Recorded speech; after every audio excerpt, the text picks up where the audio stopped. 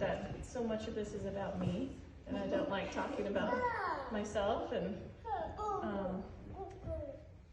I had intentions to write the most perfect speech, and I'm really glad that you read my email, because it was just too important to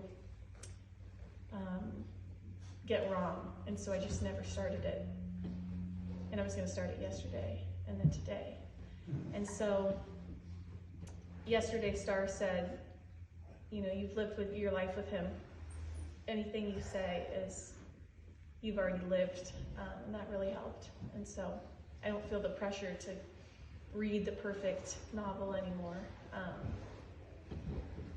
But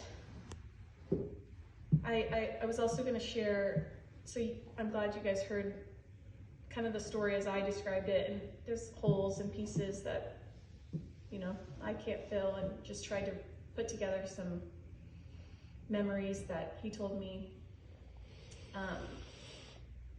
But I think the most valuable conversation I've had in the last couple of weeks was specifically with Luis, who's Edna's son, who he loved too.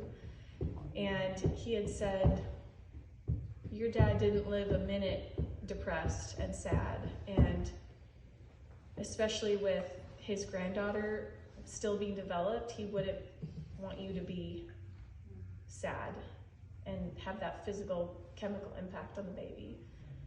And you know, that helped.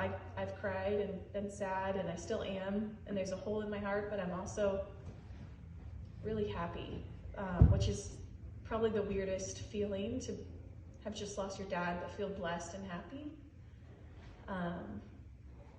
because you can tell how lucky I was to have him and everything he did for me, and I would have been a completely different person without him. I could have, I don't know, I always think that, you know, I could have been in jail, I would have been on drugs. How many children would I have had? What would my life, where would I be without him? And he built a community for himself pre-Angela, but he built, like, you know, they say it takes a village to raise a child. I think he built like a nation to help raise me. And I don't have any full siblings and didn't grow up with a mother, but my family is huge, and it's filled with hundreds of people.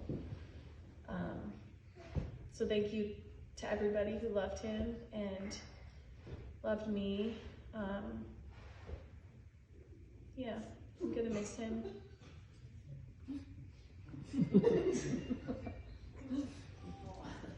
This is Oliver William, and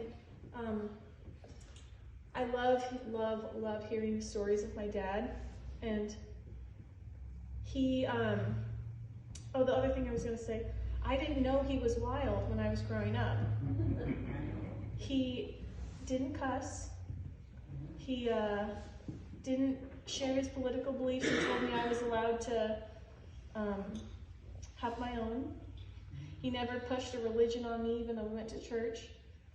And then it was like when I became 18, slowly started to cuss, and he would never let his friends tell me stories about his wild life.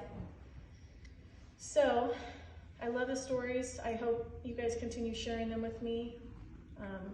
There are white cards in the front to write your favorite memory, and I already have, I don't know, 50 or 60 from his celebration of life last week.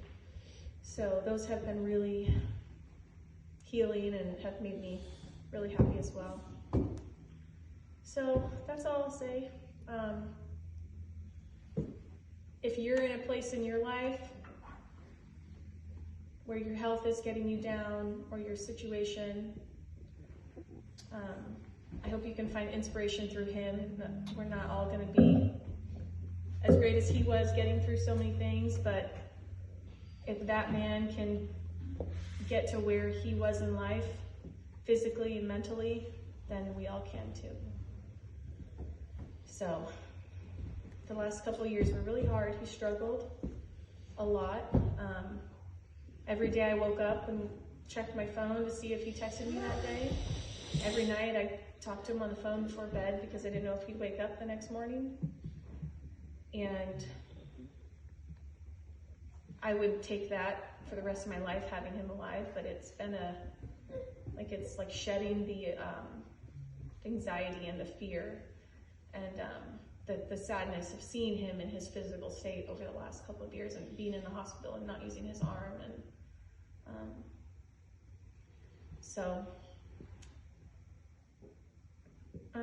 I think that's all I have to say. But after this, we're going to go to the cemetery and bury him, and then we'll go. I reserved a room at